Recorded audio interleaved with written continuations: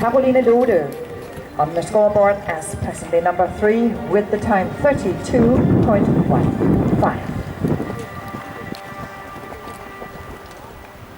The next one to go, Pia Engel Winter from Denmark, riding Victoria. Number 19, Alexander Kilbasa Borgström, end-time weight is 20. Jeanette Johnson, weight at gate.